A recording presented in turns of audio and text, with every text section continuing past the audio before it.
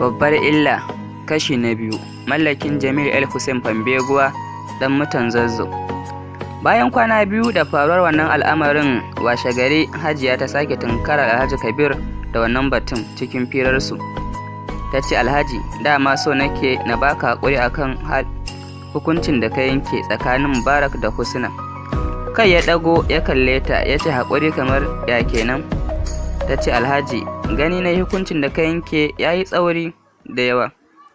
Tun kafin ta rufe baki ya ce, kin ga Hajiya, ba na son na ƙara jin wannan maganar a cikin gidan nan, matuƙar ba kina son ranki ya ɓaci ba ne. Numfashi Hajiya ta ja gami da cewa, Alhaji, Allah ya baka haƙuri. Cikin kasalan jiki ta yunƙura ta miƙe kai tsaye ta wuce zuwa ɗakinta. Washe gari da safe bayan Mubarak ya dawo daga sallan asuba kamar yadda ya saba, kai tsaye ya wuce ɗakin mahaifiyarsa domin ya gaishe ta. Yana shiga ya iske ta zaune bisa dadduma tana tasbihi bayan ta idar da sallah. Sallama ya mata ta amsa, sannan ya samu guri ya zauna cikin ladabi ya gaishe ta. Ya tashi zai fita ta tsayar da shi, ta ce, Mubarak, jiya na samu mahaifinka, na yi ƙoƙarin ba shi haƙuri domin ya bar ku yi aure kai da Husna, amma sam ya ƙi bani dama ma mu yi magana. Hasali ma ya umarce da kada in sake da wannan batun cikin gidansa. Mubarak ya yi matuƙar damuwa sosai da jin wannan batun daga bakin Hajiya. Hasali ma wannan batu ya gigita shi. Cikin sanyin jiki da kasala ya fito daga ɗakin Hajiya ya nufi ɗakin mahaifinsa. Sallama Mubarak ya yi, Alhaji Kabir ya ansa. Mubarak na shigowa ya zube har ƙasa ya gaishe shi, sannan ya fara magana cikin rawar murya. Ya ce, Dad, dama akwai magana da nake so mu yi da kai. Alhaji Kabir ya ce, to, ina jin ka. Ya ce, Dad, dama akan Husna ne. Alhaji Kabir ya ce, kaga Mubarak, ina so ka buɗe kunnuwanka da kyau ka saurare ni. Shin a matsayina na mahaifinku, kai da ɗan uwanka akwai wani abu da ku taɓa tambaya ko ku nema a gare ni kuka rasa? Kai Mubarak ya girgida ya ce, a Dad. Alhaji Kabir ya ce, to, yau a karan farko ka zo da wani al'amari da ba zan iya amincewa da shi ba, saboda na riga na yanke hukunci cewa ko bayan raina ban yarda wani daga cikinku ko kai ko ɗan uwarka idan ya tashi aure ya auri matan da ba a san asalinta ba. Saboda haka muddin kuna buƙatar farin ciki na da kai daga kai har mahaifiyarka, ina so ku daina tunkarata da wannan batu. Idan kuma kuna ganin ba za ku iya ba, to sai dai ku zaɓa ko ita yarinyan ko kuma ni. Sai ku ɗauki ɗaya a cikinmu. Jin wannan furucin na Alhaji Kabir ya sa Mubarak ya fara zubar da hawaye cikin rawar murya yana faɗin, haba Dad, ta ya zan yi na iya canza ubana bayan kai ka haife ni? Alhaji Kabir ya ce, to, muddin baka shirya canza uba ba, ina mai umartanka da ka haƙura da soyayyar Husna. Ya ce, to Dad, naji, zan rabu da ita. Yana faɗin haka ya yunƙura ya tashi kai tsaye ya fito daga cikin ɗakin. Daidai lokacin Husna ta fito daga cikin ɗakin Hajiya ta je gaishe ta. Ganin Mubarak cikin wannan yanayi ya sa Husna ta ƙaraso da sauri zuwa wurin shi. Ta ce, haba Hubbi, wani irin hali kake so ka jefa kanka? Kusan sati ɗaya kenan yau na fara fahimtar akwai wata matsala da ke shirin kunno kai, amma daga kai har mom duk kun ƙi faɗa abin da ke faruwa. Gashi yanzu al'amarin har kuka ya fara saka ka. Ni fa Hubbi, ina zargin duk wannan matsalar da kuke ƙoƙarin ɓoye min a kaina ne. Duk wannan al'amarin da yake faruwa, Hajiya Hafsa tana bayan su, babu wanda ya san ta ƙaruso daga shi har Husna. Kai tsaye ta ƙaruso gami da dafa kafaɗar Mubarak ta ce, ka yi haƙuri ɗan Beauty, ka san halin mahaifinku, ni kaina babu yadda ban yi da shi ba, amma za ki tsayawa ya saurare ni. Jin wannan maganar na Hajiya Hafsa ya sake jefa Husna cikin ruɗani da damuwa. Kai tsaye ta jiyo da kallonta zuwa ga Hajiya. Ta ce, Umma, ban fahimci abin da kuke nufi ba. Kallo Hajiya ta watso mata ta ce, Husna, tabbas akwai abin da muke ɓoye miki, amma yanzu ya zama dole mu sanar da ke tunda mun kasa shawo kan al'amarin. Numfasawa Hajiya ta sake yi ta ce, ‘yata, Alhaji ne ya yanke hukunci cewa Mubarak ba zai aure ki ba. Ras gaban Husna ya faɗi. Nan take ta jajjiri ya fara ɗibarta, shar hawaye suka fara ketowa daga idanuwanta. Duk da sanyin asuba da ake amma ita zufa kawai ke keto mata ta ko'ina a cikin jikinta. Tashi guda ta fita cikin hayyacinta, bata san lokacin da jiri ya kai ta ƙasa ba. Ganin haka yasa Hajiya ta koma kanta da sauri gami da dafa ta ce, kin ga ‘yata, haƙuri za ku yi.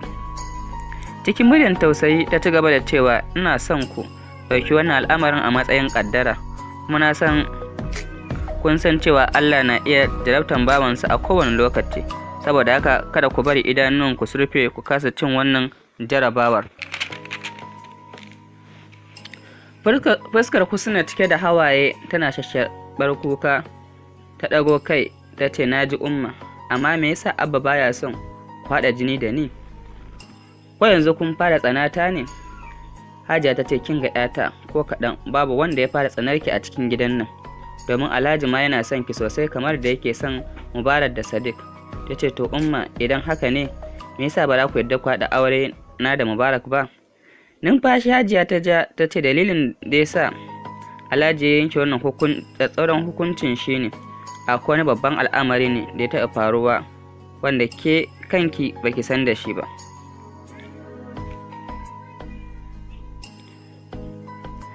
Wani al'amari ne haka Umma wanda ya shafe ni? Cewar Husna, wanda ni kaina ban san da shi ba.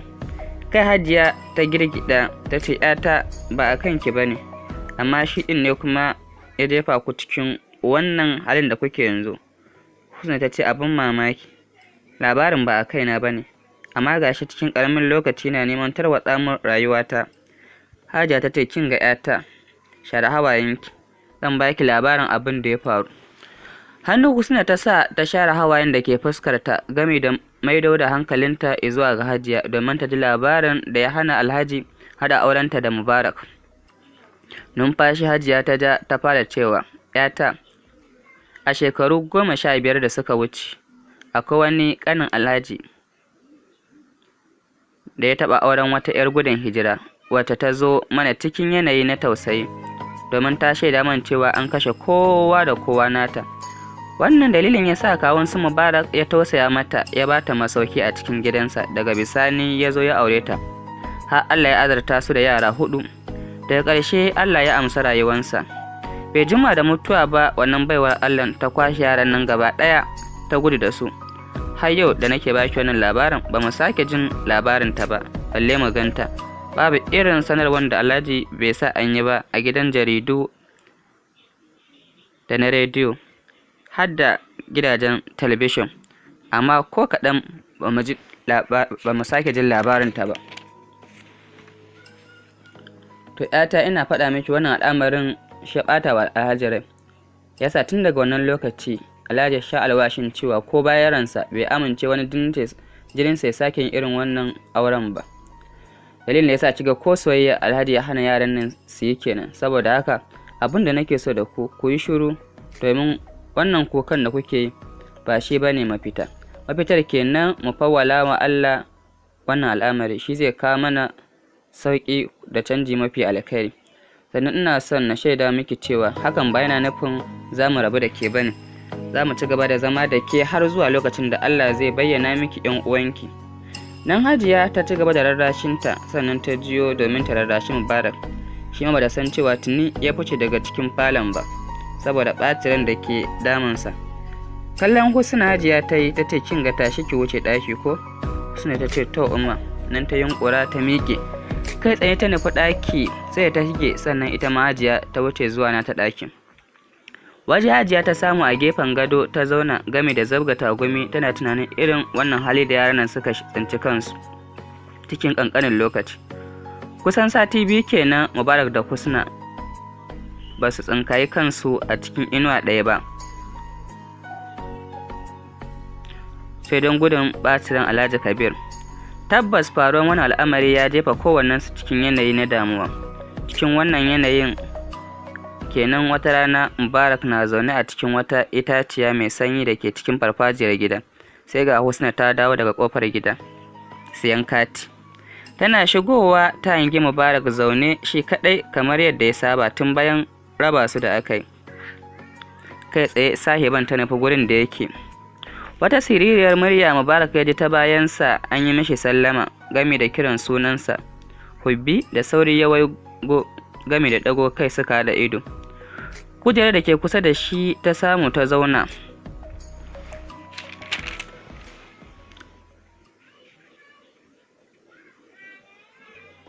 Sannan ta maido da dubanta zuwa gare shi. Tana mai faɗin, Hubbi, ya kamata ka rage irin wannan tunanin da kake yi, domin hakan na iya jefa ka a cikin wata babbar matsala wata tafi wanda kake ciki a yanzu. Duk da kasancewar ka gani mace ce, amma na fahimci hujjan da Abba ya bada na hana aure na da kai. Amma ko kaɗan ba wai na amince bane don ban son ka, sai dan na san babu yadda zan yi. Shi yasa na ga abu mafi sauƙi a gare ni kawai na sassauta ma kaina, sannan in sassauta wa zuciyana gudun kada in haifar ma da kaina wata matsalan wacce tafi wanda nake ciki a yanzu. Kallo ta sake jefo masa ta ce, yayana, dan Allah ina so kai ma ka daure ka sassauta wa taka zuciya domin ko ka samu sauƙi. Sannan ina roƙon ka, Hubbi, ka daure ka yi wa Abba biyayya akan hukuncin da ya yanke. Bana son ka saba mishi saboda ni. Sannan ina ƙara neman wani alfarma guda ɗaya a gare ka. Hubbi, ina so ka min wannan alƙawarin cewa za ka ci gaba da riƙe ni a matsayin ƙanwarka. Da sauri Mubarak ya ɗago kai cike da ƙwalla a fuskarsa. Ya ce, kar ki damu, tawan.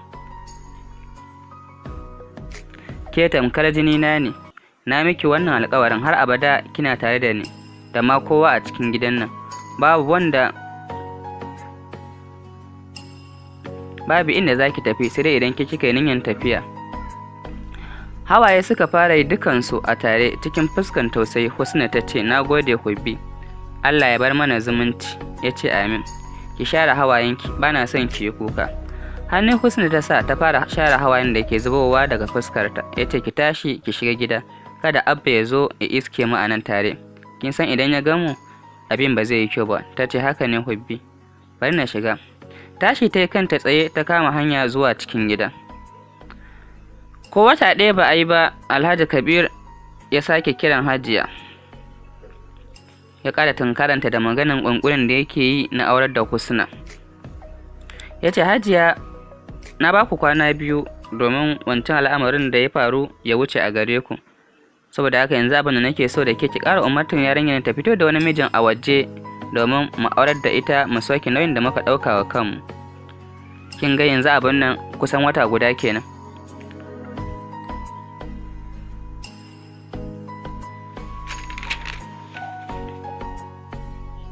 Numfasawa Hajiya ta yi, ta ce, Alhaji dan Allah ka yi haƙuri, za ta fito da shi.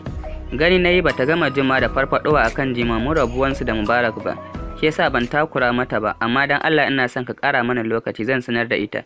Ya ce, to shikenan, ki yi ƙoƙari ki sanar da ita, domin ni abin ya fara damuna. Hasali ma mutane a gari sun fara surutu a kai. Ta ce, kada ka damu Alhaji, insha Allahu zan mata magana. Fira su ci gaba da yi cikin raha.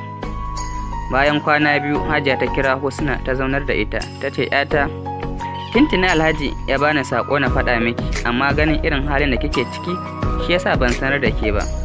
Ɗago kai Husna ta yi, ta ce, Hajiya, wani irin saƙo?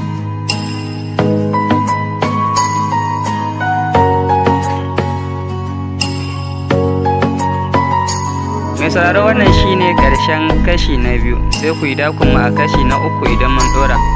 Za ku yi sacin ɗinmu a manhajar mu ta Jamil 11 TV, ko kuma ku nemi mu a namban waya kamar haka: 081 04 55 0703.